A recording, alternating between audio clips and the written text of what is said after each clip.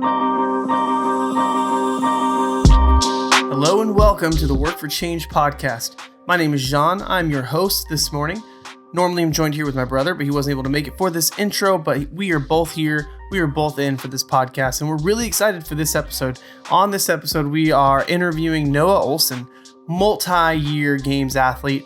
Most recently got second place at the 2019 CrossFit Games on the highest, best performance of his games career, and then this year decided to step out due to a lot of the controversy that's surrounding CrossFit. We talk about all that. We talk about his thoughts, his reasoning, why he decided to step out from the high of his career, and what he was kind of hoping to see change through the CrossFit season and through the CrossFit organization. We get into really deep things really early on in the episode, so I really think you guys are going to enjoy this. If you guys do like it, be sure, leave us a 5-star review on iTunes if you can. Leave us a comment on Instagram, that'd be great. Leave us a comment on YouTube if you're watching there. Just let us know that you support the podcast. We really, really enjoy making it, and we just hit 400,000 downloads. We're almost at 500,000, which is insane. Just blows my mind. So thank you for your support. Thank you for continually showing up and being awesome. Without further ado, here is Noah Ohlsen. Noah, thank you so much for joining us again. This is your second time on the Work for Change podcast. Happier to be here than the first time. Hey, yeah. Secretly, Noah didn't like us at all the first time. No, I knew what a great experience it was going to be, and so I had something to look forward to. Yeah, we had to apologize for some things we said the first time. He said he would never come back on. Apology accepted, and here I am. All right, so I want to last time we talked to you, we're going to get into current events and what's going on there, but let's take it back a little bit. Last time we talked to you was in the preseason to the 2019 games.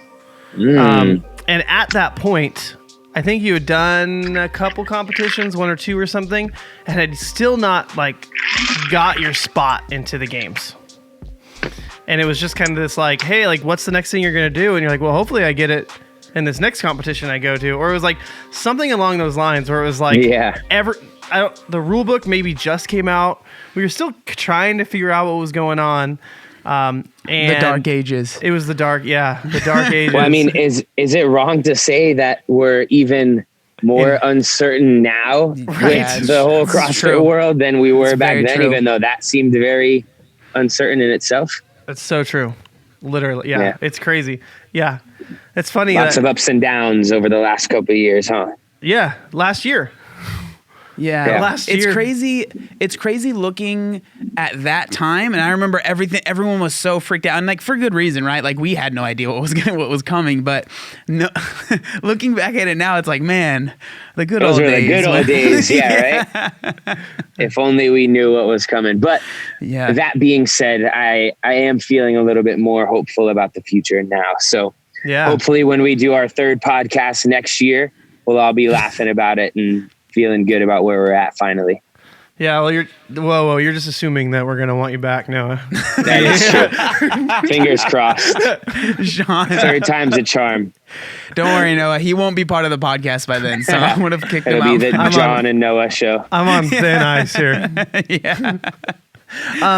Okay, so when we talked to you, we were unsure. We knew you were going to go to the games, but you hadn't officially received your invite yet. I had a good feeling. Yeah. But you were super optimistic. You were no, we're just going to do it. We'll get it. That's fine. What, now that you're beyond it, were you as optimistic as you put on? Or was it kind of this hey, I don't know what's going on, but I better stay optimistic. You know what I mean? What was going through your mind in that time? No, I think that I truly believed that I would qualify. I feel like I felt confident enough in my skill level to get to the games.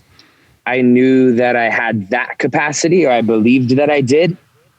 But beyond that, I wasn't sure. Once I had made it there, that was where the real doubt for me lied at that time. Is that the right word? Was laying. I don't know. Anyway, I think because I had such a rough go at the lead up to that season and had trouble qualifying, even though I believed I could qualify, once I did, I was thinking, man, if this truly may be one of my last seasons just because of the way that things have gone so far, I want to just enjoy it and not put so much pressure on myself and have it feel like a letdown, like it maybe has in the past when I've gone in with these really high expectations and not met my goal of making the podium. And so in a way, that uncertainty and doubt leading was actually kind of beneficial because it allowed me to compete in a mindset that just allowed me to enjoy the experience. And when I was enjoying the experience, I ended up performing really well. And by performing really well, I enjoyed it more. So it was kind of like this positive cycle that I'm hoping that I'll be able to recreate for future competitions. So for me, I do want to talk about the actual games last year because again, like you said, you had some really cool moments, and I'm kind of curious of like what was going through your head at that time. But before we get to the games, I kind of wanted to ask your opinion. So now that we're a couple years into this new format of qualifying for the games or whatever, before there was regionals and all of that and the open, and now it's kind of moved towards the sanctionals. And I mean, this is all thinking things might be kind of similar still moving forward, unless there's some huge changes, sound like right? it, though. Yeah. I don't know what the changes will be, but now that you've lived through both of those experiences, how do you feel about the newer format compared to the older one? Yeah, for context, for people that are listening, it's the year 2020, and it's what month are we even in? We're, I think, at the end of June, and so the way things or where things stand right now with CrossFit is that we weren't even sure if there was going to be a CrossFit or a CrossFit Games. There was some controversy. Now it's feeling a little bit more hopeful because Greg Glassman is selling the company to a gentleman named Eric Rosa, who will be the new owner and CEO. And I think we have to wait and see how that goes. But a lot of people are feeling optimistic, myself included. And with that being said, as this was all kind of unfolding, there was, as I just mentioned, this thought or talk of maybe there isn't going to be a CrossFit Games moving forward. And what is the alternative going to look like? And there were other brands that were starting to build out these proposed new season formats. And so kind of before I get into that a little further, to backtrack to your question, did I prefer regionals where it was open regionals games or sanctionals open, whatever there was last season? And even in that sentiment right there, like it was just a little too confusing, I think, last season, for the athletes, for the spectators. For the athletes, I recognize and appreciate that it gave us more opportunities to qualify, and it allowed more people that maybe wouldn't have had the opportunity to qualify in the past to go compete at the games, which is really cool for them. But I think people really liked the familiarity of the structure that we'd known for years, right? You compete in the open. If you make it through that stage, you go to regionals. If you make it through that stage, you go to the games. And that's just so similar to some other structures within a sport. There's the regular season and then playoffs and then the championships. And that's kind of how CrossFit was. However, kind of going back to what the future maybe looks like, there are some sports that I'm not as familiar as with, like golf and some other things where there's like a tour concept where I think it's almost like the sanctionals idea, but with a little bit more structure to it and some sort of consistency and points that last throughout the whole season that accumulate and kind of build. So I don't really know where we'll move to. I think that was one of the ideas, this tour concept, or a league or a season going forward. Maybe they go back to the old structure. There's a lot of ambiguity to my answer, but I think that that's because no decisions have been fully made. And again, another I don't know is maybe one of those alternatives that were being discussed steps up. And then there's that, and there's also the games, and maybe they coexist. Maybe they compete with each other.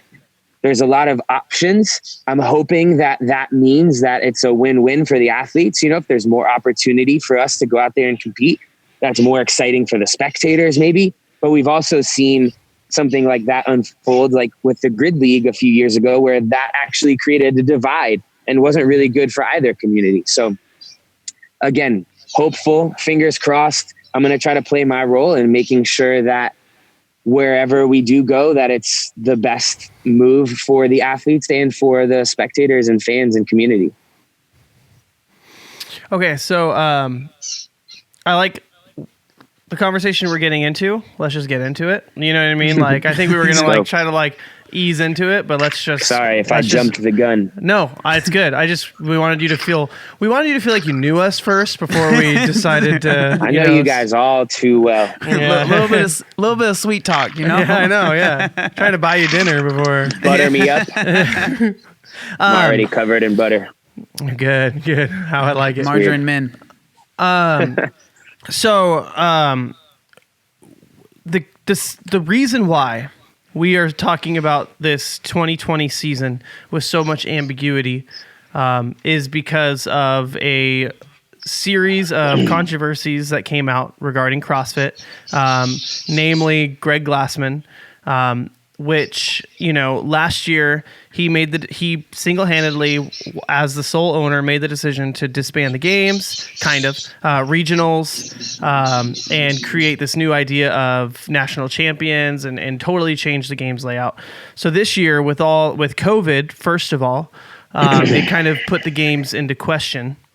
And then with a series of controversies regarding a tweet, an email, a Zoom call, and then a podcast, it was kind of like, okay, this needs to change. The leadership at CrossFit needs to change.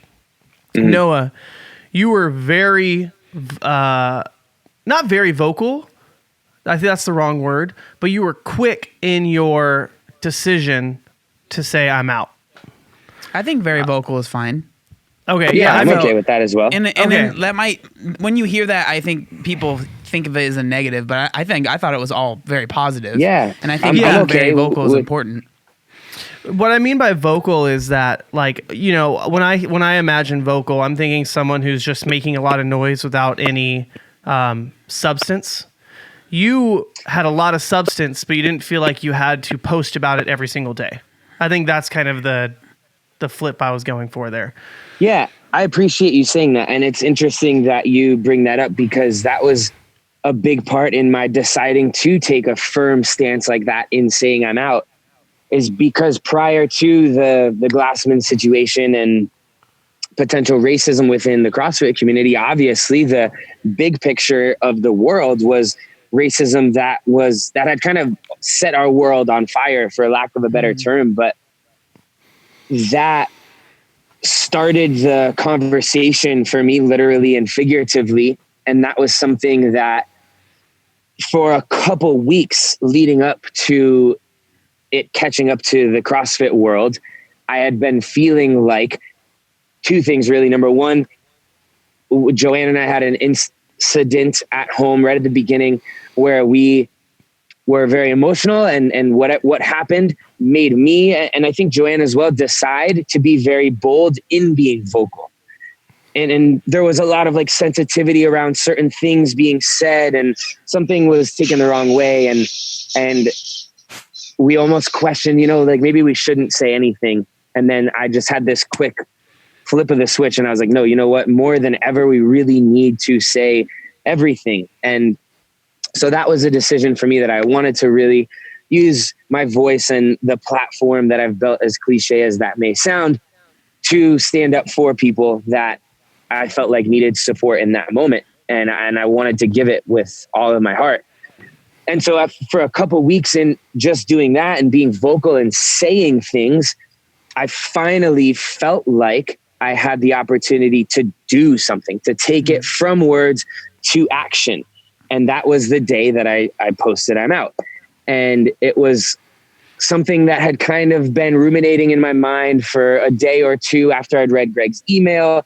I thought, man, I really don't feel good about where things are at with CrossFit right now. And even the health and safety with COVID, just the idea popped into my mind a few days prior to saying that I was out, of what about boycotting the games? And I had mentioned it to Chandler Smith, who's a good friend of mine, who's also a competitor. And he was like, yeah, no, I don't know. I don't really think that's the move for me. And I was like, yeah, I don't think so either. But I don't know. It came into my mind and I wanted to mention it to you. And then the tweet, Floyd 19 by Greg, went out, and that caused an eruption within our community. And that for me was kind of, even though it took a little while, it kind of took all day of sitting with it and thinking about it. But that was the final straw for me, per se. And that, after a conversation with John, I know you're familiar with Matt Bickle, who's a friend of mine, and I would assume yours from getting to know him out in Hawaii. But he kind of really convinced me that same thing. He's like, man, you taking a stand and saying that you would boycott the games after I had mentioned the idea to him, that's like as actionable as it gets. That's not just you saying something, that's actually you physically doing something. And that could be a big catalyst for some sort of change or a feeling of support for people. And I was like, he's absolutely right. And I've been wanting to do something so bad as an athlete. Like labor and physical manual labor is what I'm used to doing. That's how I'm productive. And that's how I exhibit just anything that I do. And so all these words had me like itching to be physical and actionable. And that was finally my chance to do something. And so I decided to say that I was going to sit out of competing at this year's games until some major changes were made within the CrossFit organization. I think the thing that is so, like, the reason that I think that decision of yours hit home for so many people, and I don't want to put, I'm not, the timeline might be off, but if I remember correctly, you were, if not the first, one of the first athletes to make that announcement. And the thing that I think, if people that don't really follow CrossFit very much might not realize, like, you got second place at the games last year. So it's not like, again, any athlete doing it is a stand and it's commendable and stuff like that. But you were second place at the game. So that is sending a message. And it's crazy because, like you were kind of saying, it's like normally your work is through labor. It's through really, pushing hard in these workouts and all this stuff. And so for you taking a stand is being like, I'm going to not do that now, you know? And, but I mean, I just remember seeing it, and I'm not going to sit here and try to give you all the credit because I know that that's not what you want, but I remember after you posted it, and I think, I'm not sure if you and Chandler like kind of worked together to like post at the same time or whatever. I can give you a little bit of background on that after you're done with whatever you're saying right now. Yeah. But. So you guys posted those things relatively at the same time, if not at the same time. And then I remember seeing, over the next few days, it became like athlete either did it or they didn't. And it was like, that was the perception that as a fan of the sport, that's what I saw. It was, they either took the stand to not go to the games, or they pretty much usually just didn't say anything, which is fine. I'm not saying people have to say stuff, but I just remember you posting it and being like, that's a big deal, thinking that, and then over the next few days being like, yeah, it was a big deal. I'll try to keep it as short and sweet as I can. But basically the day after Greg had made that tweet, all day, it was like a whirlwind of our world changing before our eyes. And I had the conversation with Chandler.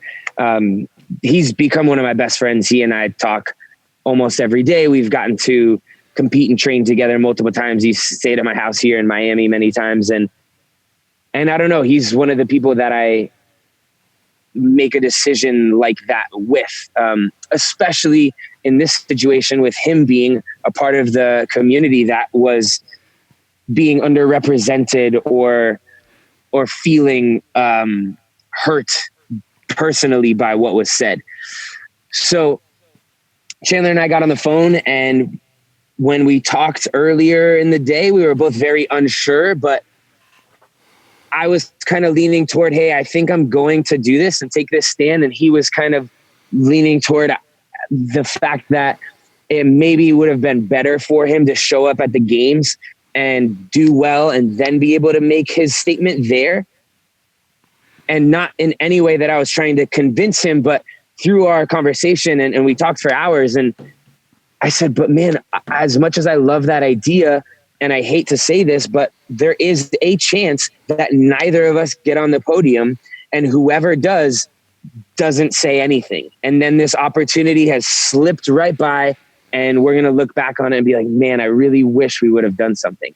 And I think for both of us, that was kind of like, yeah, you're right. Like, this is our moment, our chance right now to kind of leave a legacy and try to make a difference. And so it was a very difficult decision for us both, but we did decide to do it and post about it at the exact same time, Chandler and I. And I think we were followed very closely by Travis Mayer, who's a good friend of both of us, and then Christy Aramo. And then, like you said, it was kind of a domino effect. And behind the scenes, all of the athletes were on Zoom calls daily, talking about the situation, discussing the alternatives, talking about whether or not we wanted to all abandon the games, what we were pushing for from CrossFit, what we wanted to see happen. So it was just a lot happening all at once. Yeah. I'm sorry to cut you off. I was just going to say, like, here we are 2-3 weeks later, some major changes have happened. Not to say that we were the reason that they happened, but I think we were definitely some kindling on the flame that helped bring about some of the change that I think a lot of people are grateful to see happen. Mm-hmm. Yeah, there's definitely just listening into the community, the CrossFit community, and the voices that are there. There's definitely a lot of people who show not disdain, but they show disapproval for this. They're like, wow, like, okay, you're going to de-affiliate and then you're going to come back. What did you do? Or, oh, so you're going to leave the games and then come back. What did you do? And it's like people don't like, I feel like they're missing the point in the fact that it was the necessary action that needed to happen in order for change to come. Yeah. And now that change came, like, and it's coming, right? Like, we're still in the baby stages of seeing what's happening, but like, okay, like, now let's start the conversation of what does it look like to re-enter, or what does it look like to, and I feel like so many people are so quick to just dismiss it. And I feel like that's totally being blind to seeing exactly what that caused, Yeah. I mean, it was, that was exactly the way it was phrased, though. So the criticism to me, I can brush off because my post specifically said my competing at the games this year is contingent upon change being made.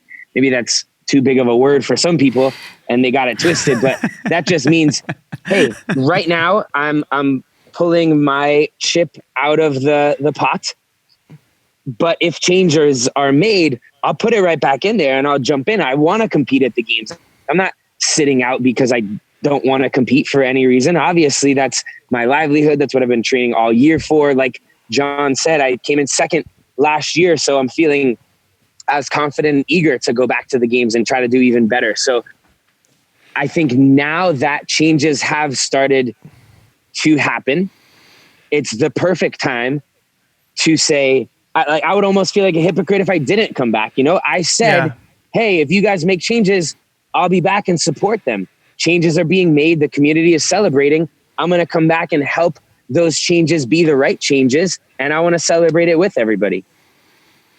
So does that mean that you're going to be competing then?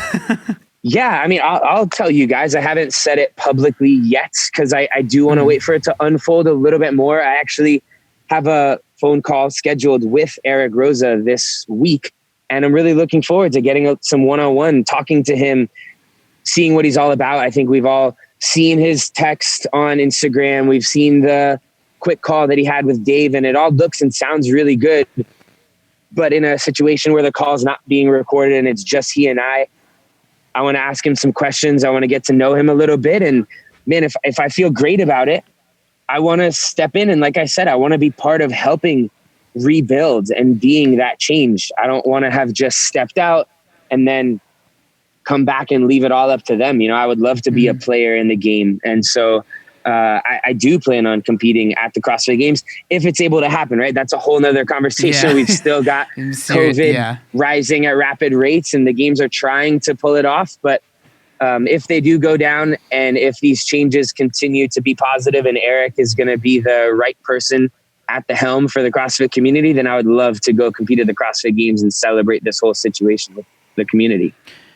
And I think that is like really important. I mean, it just shows that you're a man of your word, right? Like you said what you said in your post, and it is exactly that. Like you were saying, it depends on if there's changes. Changes have been made. I don't know if Jean decided to put that clap emoji on his thing. I got very confused. I appreciate it. I wanted to show my approval for what you said without cutting you off, and I haven't. I have ADD, man, so I saw it and I was like, what is happening? I've never seen that. But so again, it goes into you're a man of your word. So it's like you guys both said, because the reason I even asked was because I saw that Chandler had posted that he's going to be competing. And so I was like, I kind of assumed that you were, but I didn't want to like force you to make a statement, but I don't mind doing that with you guys here. I trust you guys, and I plan to make the statement eventually. Chandler asked me yesterday if I would like to make it in unison with him, and I said, you know what? I don't want this to deter you at all. I love that you're going to make that statement. I think that's really cool. I personally just want to wait until I'm able to have this conversation with Eric so that I can really feel good about what I'm saying. So hopefully Friday afternoon, after we have our call, I'm able to make a public statement as well. And again, just help be a building block for whatever the future of CrossFit looks like. Yeah. And I wanted to say one other thing about what we were kind of talking about a little bit earlier with the people that were just... Okay, cool. Perfect. Well, first thing is you're very handsome. All right. So that's one. Wow, and the second thing, you're very welcome. I love your hair. The second thing is, I think that like because I got a lot of blowback from the Greg stuff because I'm no CrossFit athlete that's competing at the games, but I have been, a supporter of CrossFit for years now, right? I've talked about it on my YouTube channel that has, hundreds of thousands of people watching it. Like I've obviously done what I can, not even because I'm like, people have been like, you were paid by CrossFit. I was like, I've never made a single cent from CrossFit, but like, I was obviously connected. Yeah, I was obviously like connected in some way. So I faced a lot of blowback when I was being critical of the things that were happening. And it was like people expected me to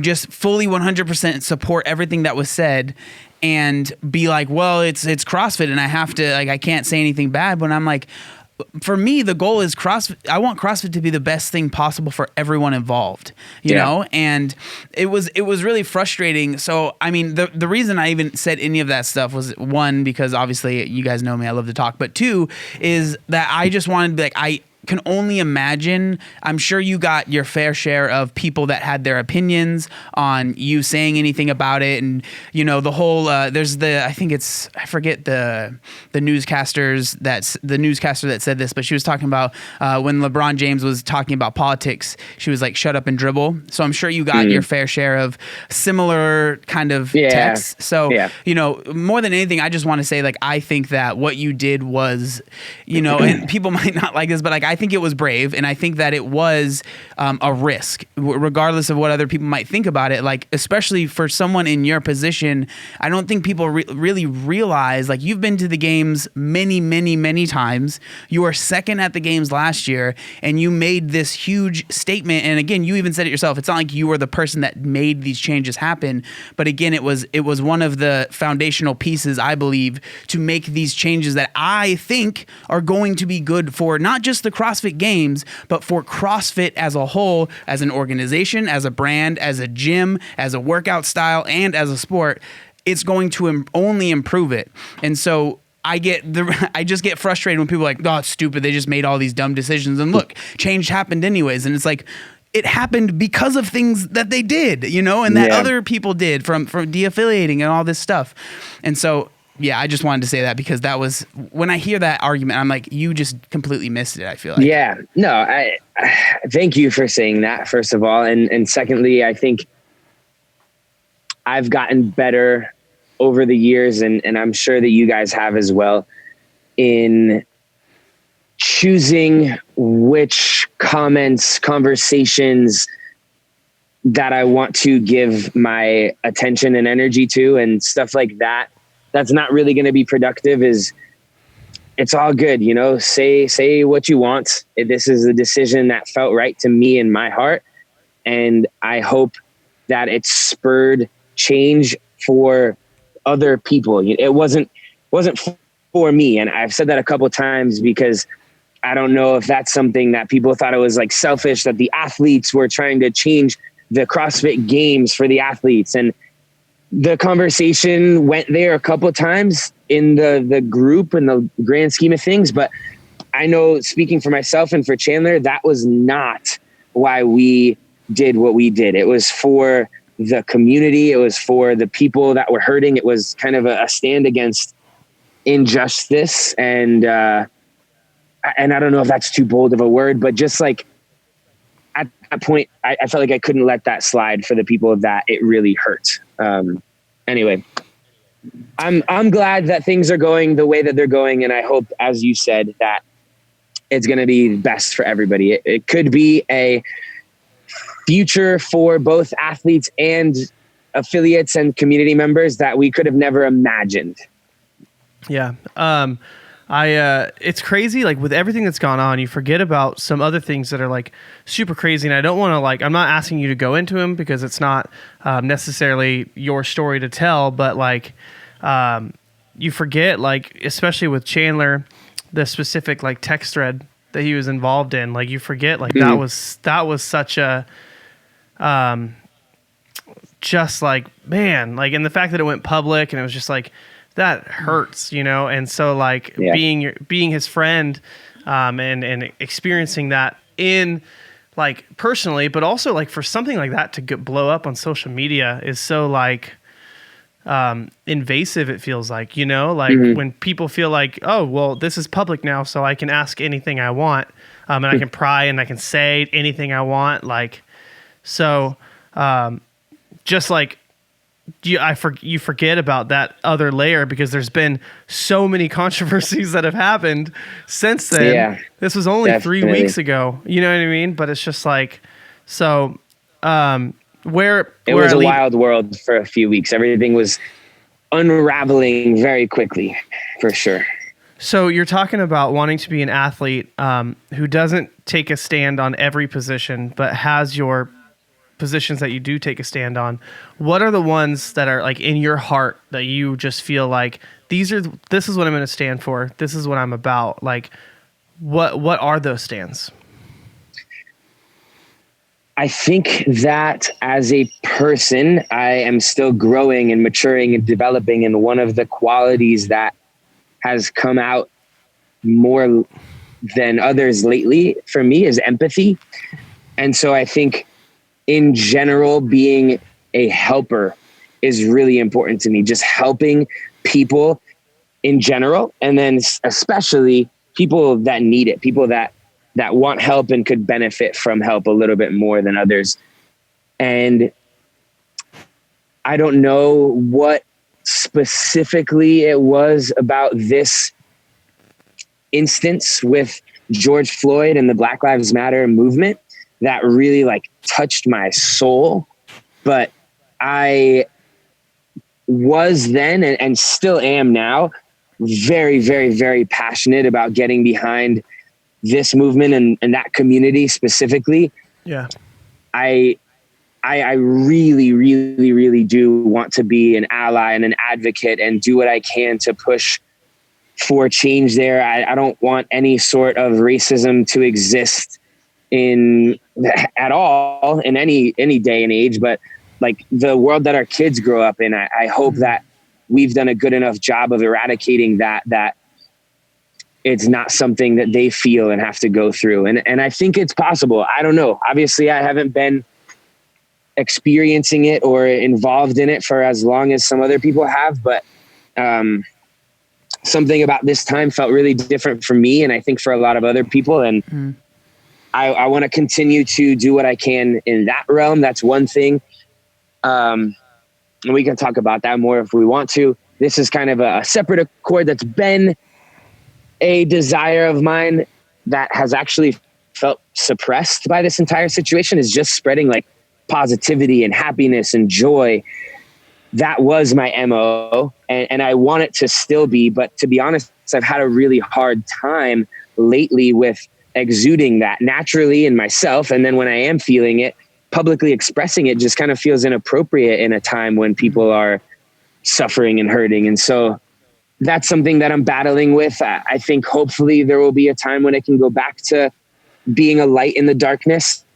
But right now it feels, again, inappropriate to shine that light too bright in a time that is very dark for some people. But I don't know, man. I just want to help. I want to try to make people happier and feel better, and do that any way that I can. Yeah, I totally agree. It's like that's something. So, something that we've been dealing with. I work at a church, and we're very big on like spreading hope, spreading joy, spreading love in this season. But how for some people, by spreading love, what you think is expressing love to someone who that's a wound for right now, it actually ends up causing more hurt. So it's like, what are the way, so of course, spread joy, 100%. That is necessary and that is needed. But to someone who is in the midst of their pain, that's the insensitive thing to do. You know what I mean? It's like, be there with them in that moment. And so it's like the difference between in a dark room, you can shine the light, or you can shine the light in their eyes. And like one's helping, one's hurting. Yeah, it's a good point. And so that's a cool analogy. And it's like, if we and that's where empathy comes in. That first thing you were talking about is like, empathy is how where do I shine this light?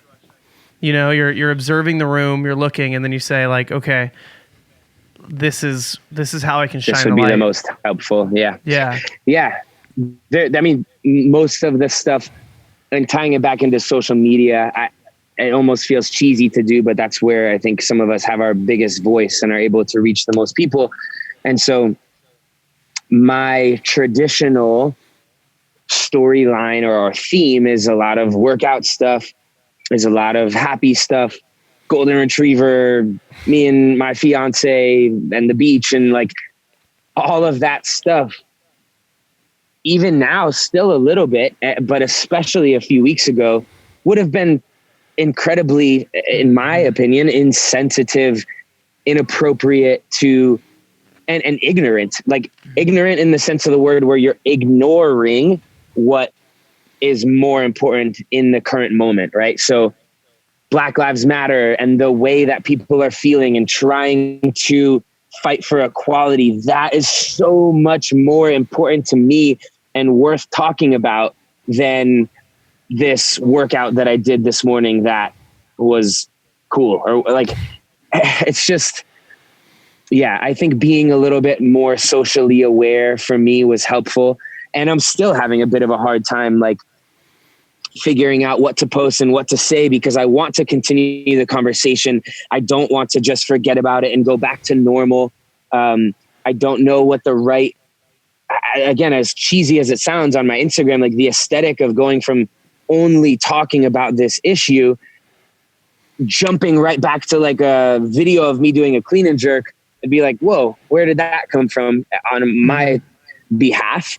And so I want to find a way to like ease back into normal, because I know people still want to see that stuff, but again, not leaving behind all of the other stuff. Yeah, totally. I don't know exactly what that looks like yet, but hopefully I'll figure it out and be able to continue the conversation and be a helper and an advocate and an ally, while also entertaining people with fitness stuff and happy stuff, because that's what I was doing before this all went down.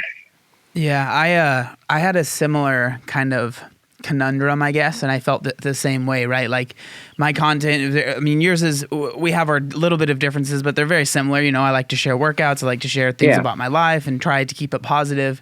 And for a while, it was all about, the current situation, which for me, it was like, I think I had a very similar reaction that you did. Like I've obviously grown up in America. I've seen these stories time and time again, and I've always been like, nah, that sucks. And then I'd move on, right? Just being honest. And I think for a lot of people, this time it was just different. And I think there's a lot of reasons for that. There's the pandemic going on. I mean, the video was just, it was horrible, right? And then I think for me, what really helped was understanding when people say Black Lives Matter, and this is my own understanding, so, I might not be 100% correct, but for the longest time I would hear that, and I wouldn't necessarily write this or like comment this, but in my head I would see Black Lives Matter in my head. I'm like, well, no, all lives matter, right. And like, of course all lives matter, and so I was always reactionary to that, and I felt like I was being attacked from hearing that. And now I'm realizing that it's like, yes, we might, if you look at just the laws in our country right now, there's no, for the most part, at least from what I understand, is there's no like laws that explicitly make Black people oppressed, right? Like that say, like, if you are Black, you get 70% of what a white person gets, right? There's no law that says that. But doing more research and understanding that there has been many, many systems that have been put in place that are keeping those people down, and then just like through people bringing me in and explaining to me, when we say Black Lives Matter, we're not saying your life doesn't matter. We're just saying we're trying to get to the same level that you're at, And so the reason I'm saying that is because I think that in that aspect, we've had very similar experiences, with this whole thing going on. But the reason I say all that is because right now we're in the same kind of situation where I've struggled with moving forward with, posting other different things on my social media. And, I don't want to like sit here and like give you advice, but like what I've been really happy with and been really just really stoked to see is that I have been, moving on and posting other things. But I think for me, it's been nice because it's not like I've completely just left the chat, right? And like completely left. So like I'm still posting things on my stories.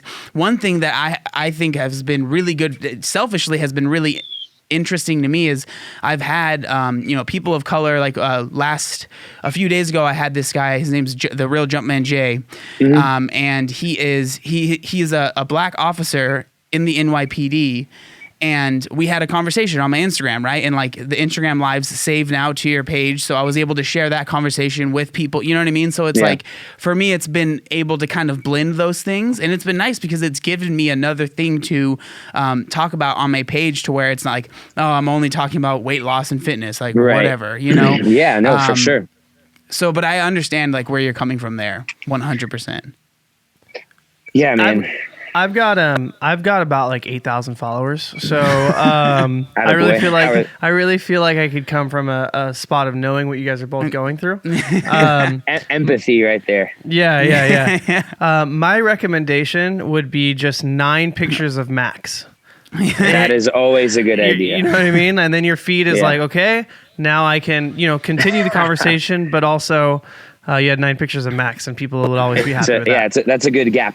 No kidding, though. That was the one thing that on my story, the first non-heavy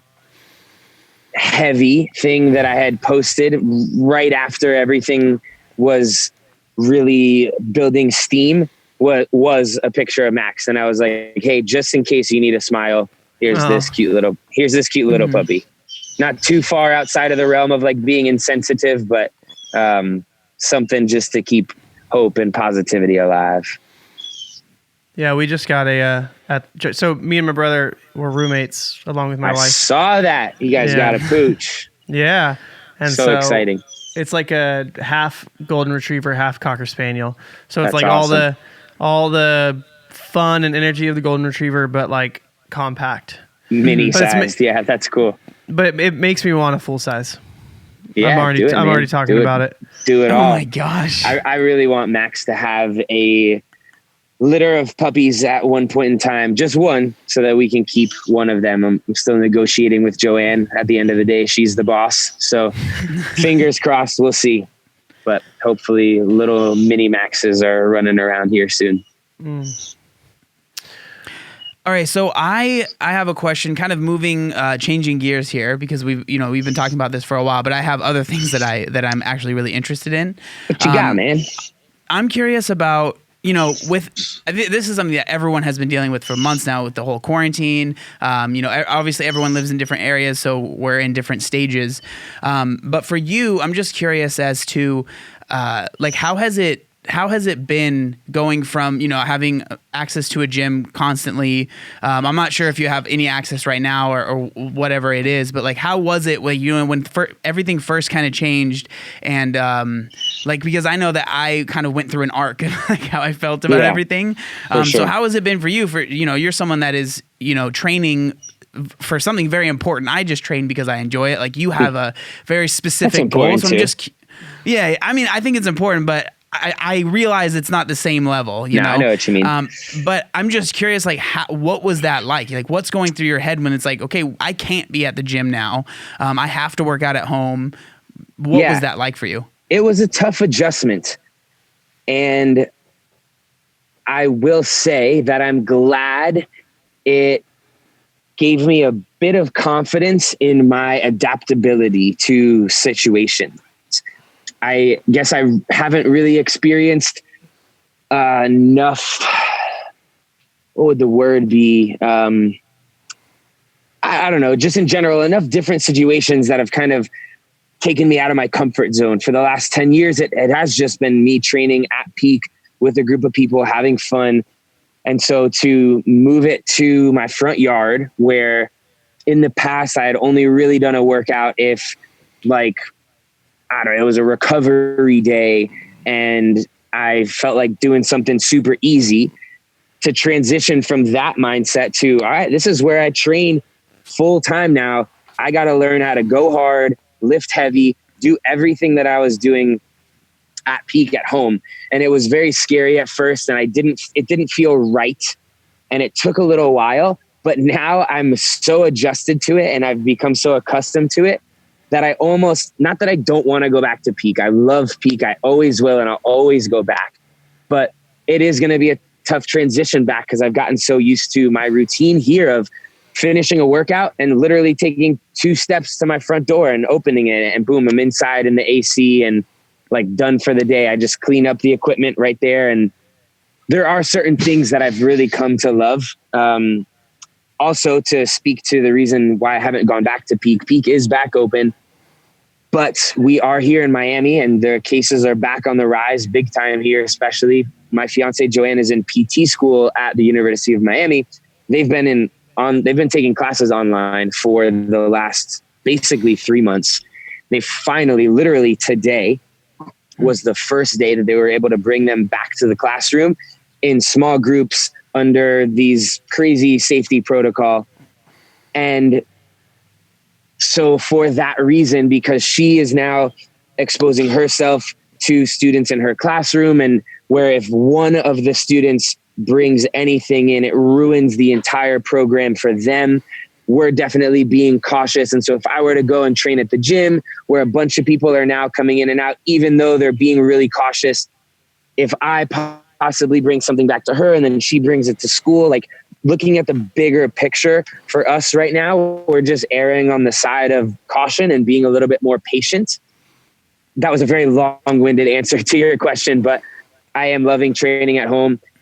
I just 30 minutes ago almost PR'd my snatch. I caught 285 and then lost it behind me. And then 290, I caught it and my arm buckled a little bit and I didn't hit it. But thinking about PRing my snatch in my driveway, 2 feet from a thing behind me a couple of months ago was totally out of the question. But now today it just felt good because it's what I've been doing.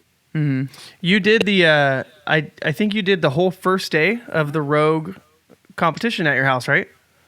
Man, I wanted to do the whole thing there so bad, just for memory's sake. I think it's just a cool opportunity to be able to do a competition from home. Unfortunately, that weekend there was really inclement weather. It was thunderstorms and crazy heat as well. That's how Miami is, the ups and downs.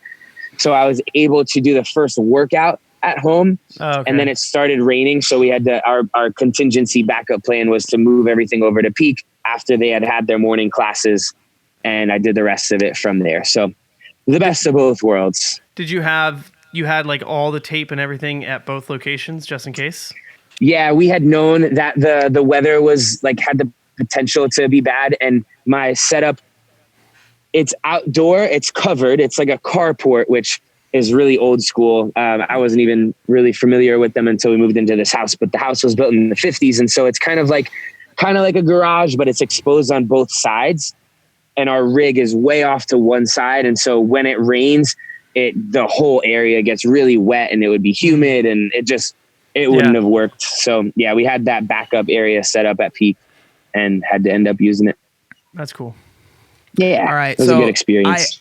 I have a question. This is stemming from a post you put up. It was either on your story or on your page where you said you did a workout that was 100 rounds and one of the rounds had a single a muscle up in it. Okay, so when you posted it, I was curious. So this is kind of putting you on the spot because you've done a bazillion workouts. But what in your head comes out as what is the hardest workout you think you've ever done, right? Just in general.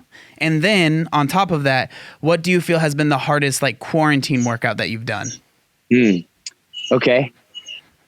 Whew, man, you're right. There are so many of them. Yeah. that might have been one of them. And I think what always plays a role for me, and it's ironic, you think I would have adjusted to it at this point, but I don't think you ever can fully adjust to it, is the Miami heat. Man, it is so hot and humid. I think that's the biggest factor is the humidity. And I had to think 100%. About this recently.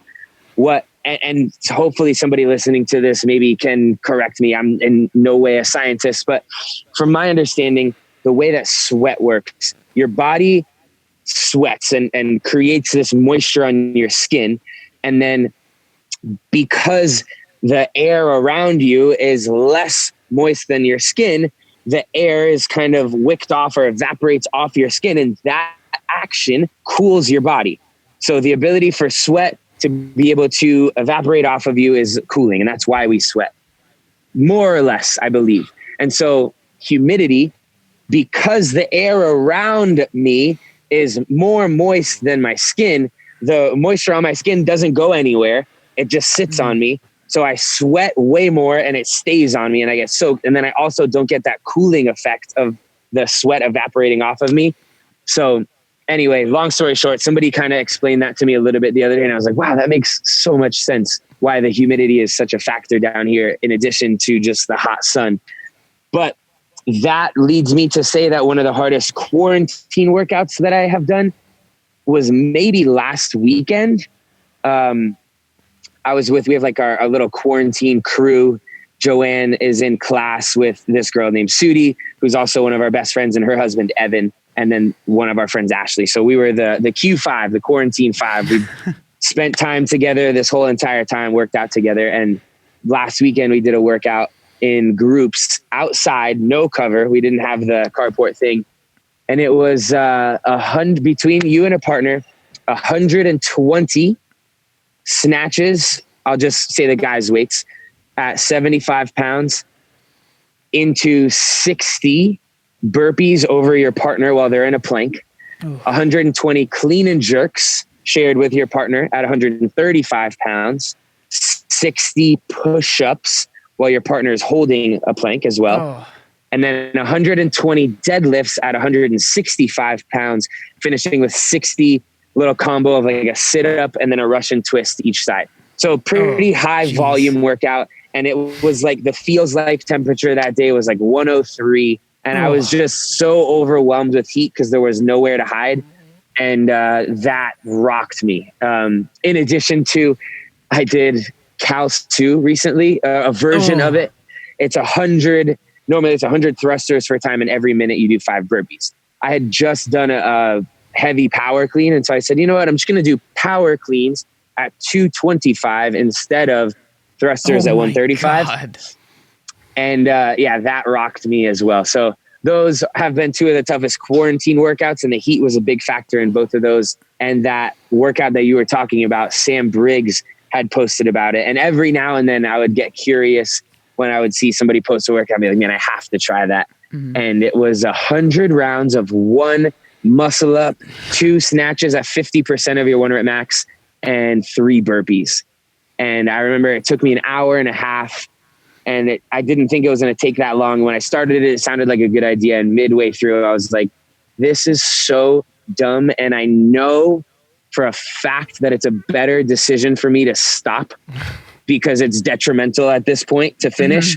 But I've never quit a workout, and so I had to see it through. But that one was gnarly. When I posted it today, I said, highly do not recommend. Please don't try this at home. Yeah. That sounds like one I will not be doing. Yeah, please don't. I don't want to be responsible for that suffering. Well, when you start failing the muscle ups at round 5, it's probably only 95 rounds to go. Almost there. Yeah, I got this. Cool, man. Well, in case you caught on, Zoom didn't cut us off. So yeah, they sent me a notification. They said, we're taking your limit off. I'm like, yay. Oh, nice. That's awesome. But dude, thanks so much for just being so open and talking with us about everything that's going on. Yeah, my pleasure. Really appreciate it. I feel like I maybe in the past would have had some things that I wouldn't have wanted to talk about, but I have found that people appreciate vulnerability and openness and honesty a lot more. And so John gave me the courtesy ahead of time in saying, hey, if there's anything that you don't want to talk about, let us know. And I said, man, there's no limits for me. I'm an open book. And so I appreciate being able to have candid conversation with you guys and feeling good about it. And I hope everybody listening gets something out of it. Yeah, totally, man. Well, we appreciate you.